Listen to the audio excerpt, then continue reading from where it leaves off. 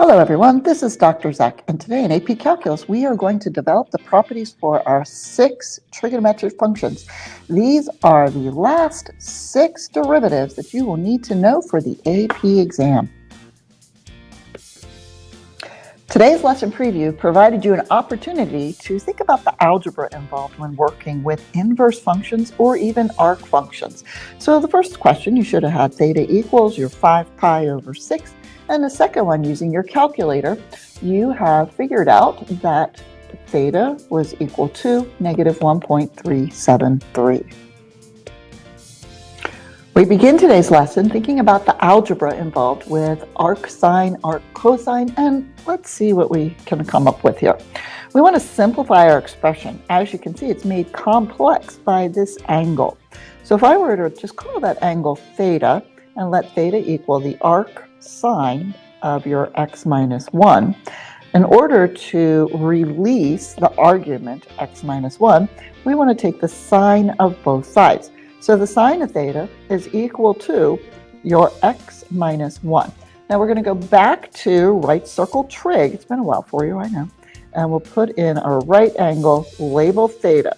And we know that sine is equal to our opposite side, so we'll call that x minus 1, divided by your hypotenuse, so we'll label 1 in terms of the triangle.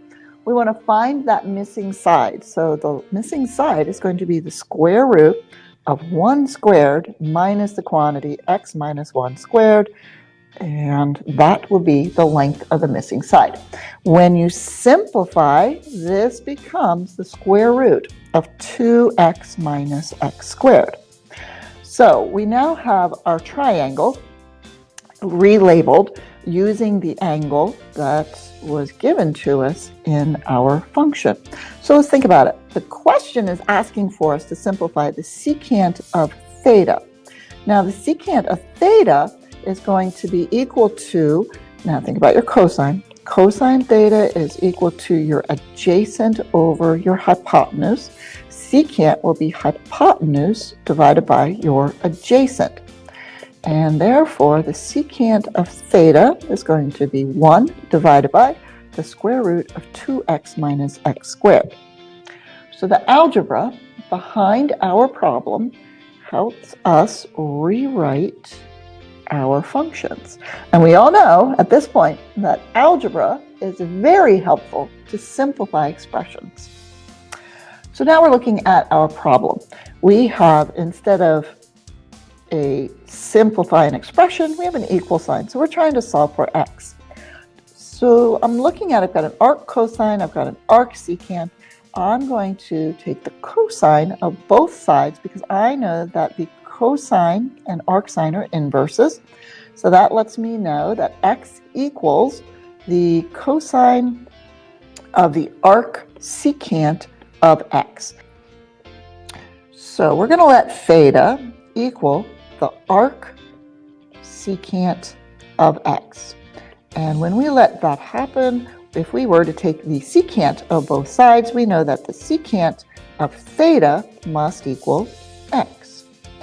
Now we're ready to draw that triangle. When we draw the triangle, we could then understand that the theta is going to be equal to, once again, your hypotenuse over the adjacent. So if we were to write the hypotenuse as x and the adjacent side as 1, we can solve for our missing side. The missing side of the triangle is going to be the square root of x squared, and then we're going to have a minus 1 squared. But do we need that? Let's take a look. X is equal to the cosine of our theta.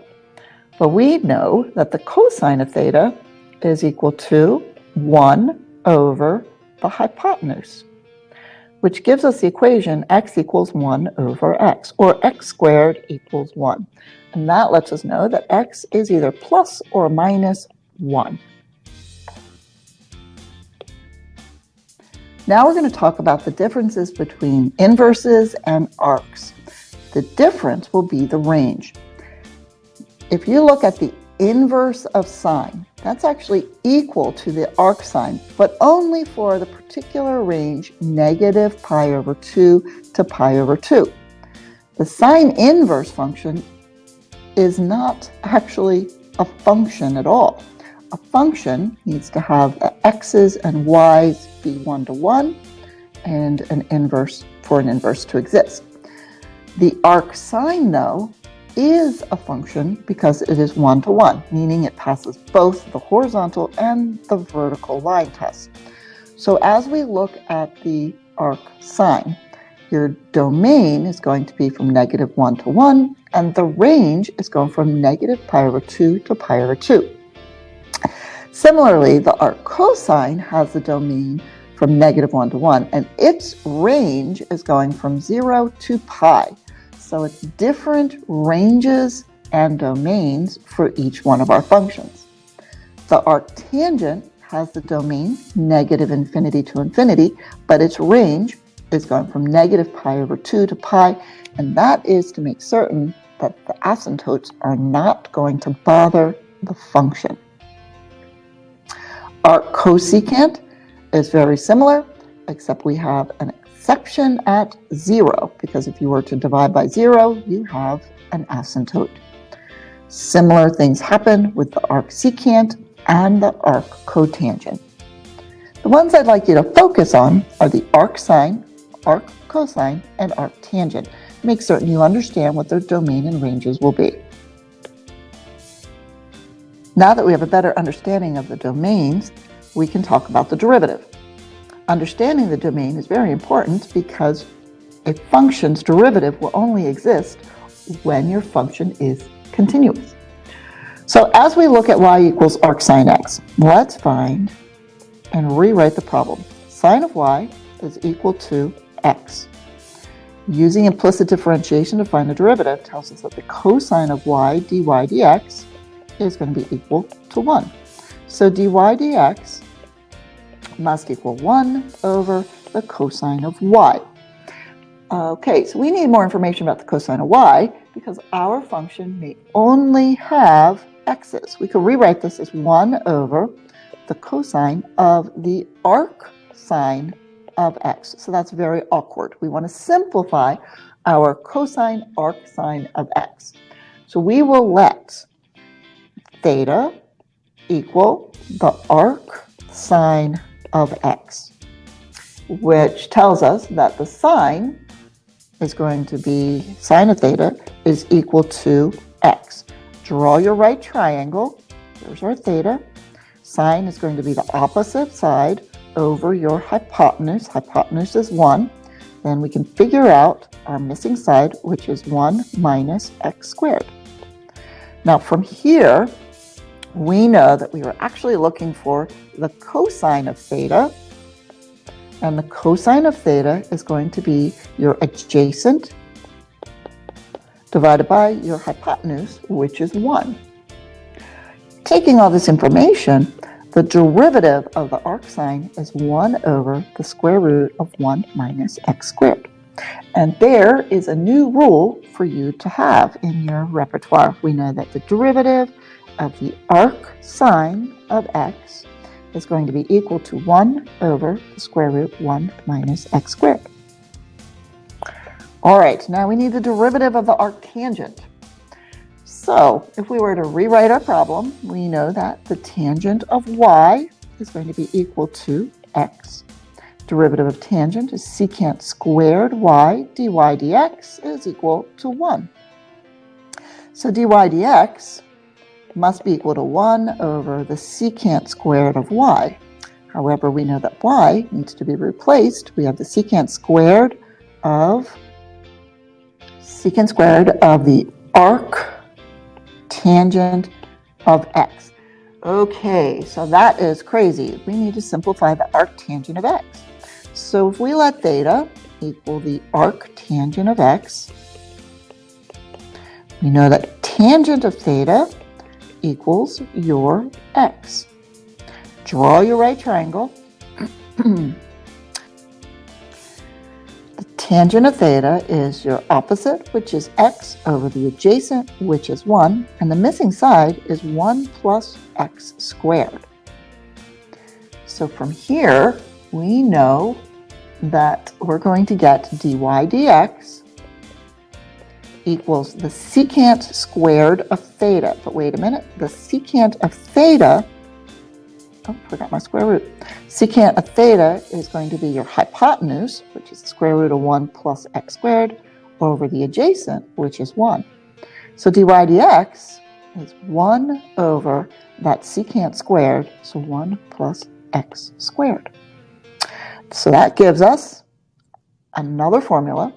The derivative of our tangent of x is equal to 1 over 1 plus x squared.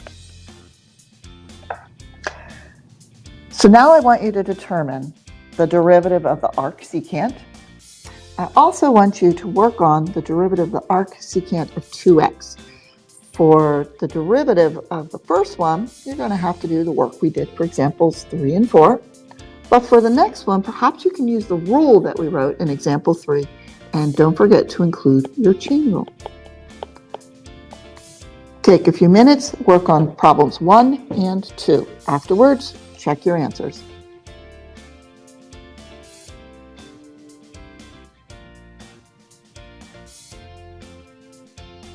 So now let's use some of our new rules to find the derivative of this complex function. We also want to simplify, give that some practice. We have y prime equals 1 over the square root 1 minus x squared. And yes, you do need to memorize those rules. And next you see a product rule. So this would be plus the first times the derivative of your second. Don't forget the chain rule.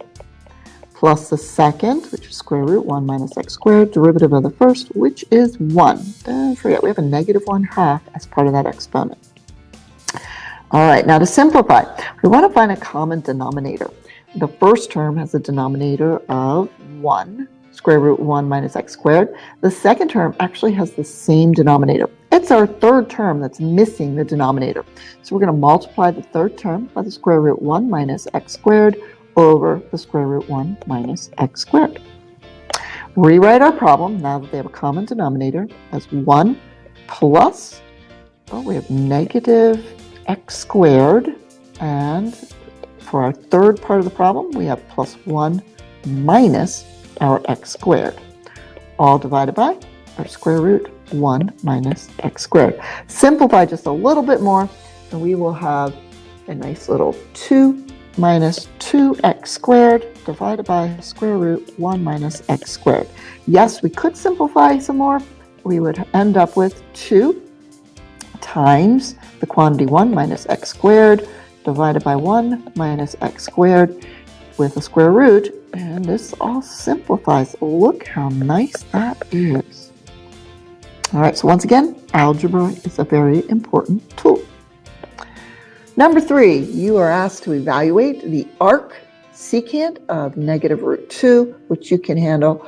4 and 5, you're also going, it's just time to practice. So give these problems a try, and I will supply some answers when you are finished.